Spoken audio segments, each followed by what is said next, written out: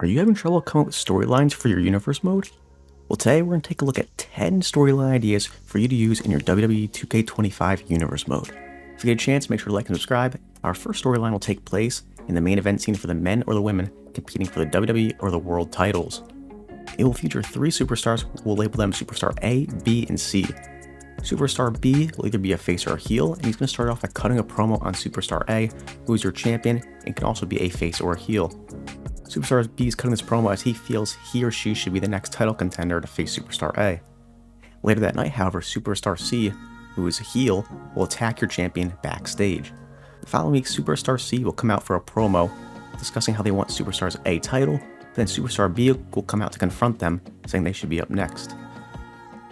This will lead Superstar C to end up attacking Superstar B. Later that night, Superstar B will come backstage looking for revenge on Superstar C with another brawl. In week 3, Superstars B and C will have a number 1 contenders match, but it ends in a DQ as Superstar A looks for that revenge on Superstar C from 2 weeks prior, as Superstar A will attack Superstar C in that match. With our PLE 1 week away, last week's DQ is now made a triple threat match, and now backstage brawl breaks out as all 3 competitors start going at it, heading into the PLE, where they'll finally fight for that world title. Our second feud will also be in the main event picture of the men's women's division as they look for the WWE or world titles. In the first week of the build, you'll have a face superstar win a number 1 contenders match for a world title, but then the heel champion will come out and attack him or her after the match. The following week, that face number 1 contender will come out and have a match against an ally or someone within a faction of that heel champion. Your face contender will end up getting the win, but attacked after the match by the heel champion. The third week of the storyline will be a tag match with your face contender teaming up with an ally to take on the heel champion and one of their allies. In the end, your face contender will end up getting the pin on your heel champion, setting up the final week before the PLE, where your heel champion will cut a promo on your face contender and a brawl will ensue heading to their PLE title match. Our third storyline will take place as a heel feels to have been passed up time and time again and are really looking for a title, whether it's in the main event scene or in the mid-card. It starts in week 1 as your heel superstar will randomly attack another superstar backstage, as it leaves the fans confused about what their motive is for this attack. Then the following week backstage, they'll attack a second superstar. They decide to cut a promo later that night as well, as they come out and he or she will talk about how they've been passed up over a long period of time and enough is enough. And now he or she will make an opportunity for himself if the GM doesn't want to give them one. Now in week 3, this heel contender will now attack one of your face champions backstage. And once again, they'll later come out for a promo telling that face champion that he or she is coming for their title at the next PLE. And finally, a week before the PLE comes, a beloved face or ally of that face champion will take on your heel contender. Your face champion will attempt to distract the heel and help the beloved face or their ally get the win. In the end, the match will end as a DQ as your heel will attack the beloved face or ally, hitting their opponent with a chair to end the match. Then at your PLE, you'll finally get that face champion versus heel contender. Our fourth storyline will take place heading into a mid-card rivalry in the men's or women's division. In the first week, you'll have 4 superstars all vying for a title. They'll compete in a tournament. 2 winners will happen on 2 different matches in week 1. Then the following week, those winners will take on each other to see who takes on the mid-card champion at the next PLE. As we enter week 3 of this storyline, this is where it really takes shape. The winner of the tournament, who should be a face, will come out for a promo with a face champion. Both will show respect to each other.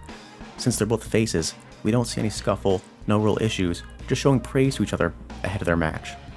Now, a week before the PLE, they both come out for a promo once again, but this time it seems a little bit of tension is building during the promo, as each feel very strongly that they will come away with the title and deserve it as well. But no physical confrontation happens. At the PLE, the match goes on as planned, and a winner and a loser occurs. But it doesn't end here. The week after the PLE, the loser attacks the winner backstage, causing a massive heel turn that no one saw coming. This 5th storyline does not involve a title, and it doesn't involve a PLE, as it plans on ending with a huge match at a go-home show before a PLE to make your final Raw or SmackDown very exciting. For this storyline, you'll have a face and a heel, and in the first week, these face and heel will face off in a match where face will end up getting the win. But later that night, the heel will attack the face backstage. The following week, the face will come out and call out that heel in a promo. And right after that heel will come out and they'll have a match right then and there on the spot. This time, the heel gets the win to even the series up at 1 win apiece. The following week, the heel will come out as he or she calls out the face in a promo, and instead of a match, it leads to a brawl as the heel attacks the face. And finally, in your go-home show before your next PLE, the face and the heel will face off in a street fight to end the rivalry with a bang. Our 6th storyline will also be a non-title match and not occur at a PLE, but it will be used specifically for the mid-card and the men's or women's divisions to help give some of those mid-carders who aren't in the title picture right now a good storyline to excel them back into the title picture. So in week 1, you'll have a heel come out and cut a promo on a face who just lost their mid-card title. And this heel will say that they weren't championship material and shouldn't have had that title in the first place. In the following week, this heel will once again come out for a promo, but this time the face champion, or the face who just lost their championship, will come out to interrupt them, and after the heel breaks them saying they aren't worthy of being in their presence, they'll walk out on your face. Later that night though, the face looks to get some momentum, so he or she takes on one of their heel's allies and gets the win. The following week, after the face's win, the heel and their ally then attack your face backstage, beating them down. This sets up your final match before the PLE, as the superstars face and heel will take each other on, but the ally does attempt to help the heel though. And this is where the rivalry comes to a close at the go-home show. Storyline number 7 will take us back to the main event scene. This can work for either the men or the women's divisions, but it makes the most sense for the women's and how the tag scene is laid out. The storyline will start with a tag match of the tag team champions who are currently heels taking on a tag team that includes a face world champion. In this match, one of the heel tag champs will pin the face champion to end that first match. The following week, the heel tag champ who got the pin over the singles champ will come out for a promo, and she says that she deserves the title match after pinning the singles champion the prior week. Later that night, that face singles champion will come out and beat that heel's tag team partner in a singles match. That causes during the following week the heel tag team champions to come out and attack your face world champion. The following week during the go home show, your face champion will call out the heel tag team champion that pinned her a few weeks prior, and they'll have a brawl in the ring ahead of their title match. And at your PLE, these two superstars will go at it as the heel attempts to become a double champion. Our 8th storyline will take a look at a couple of contenders vying for a world title, but it won't end with them in a world title match. Instead, it starts at Money in the Bank in the Money in the Bank match for either the men or the women. One superstar should be a heel, and the other can either be a face or a heel. Both of them will compete in the Money in the Bank match, but they both end up losing. During the following week on Raw or SmackDown, the heel will come out and attack the face backstage. In the second week of the storyline, your heel will come out and cut a promo saying that the face or heel cost them their chance at Money in the Bank. Later that night, that either face or heel will come out to try and distract the heel superstar during their match. The following week, that original heel will call out the other superstar who's either a face or a heel for a promo, and they end up brawling in the ring. And this sets up your go-home show match with two superstars fighting it out, with the winner being put in the driver's seat for a world title opportunity. Our 9th storyline takes a look at a heel turn over an ally. So at a show on your card, you can decide when, whether it's on a Raw or SmackDown or a PLE, a superstar will turn heel on their ally and injuring them.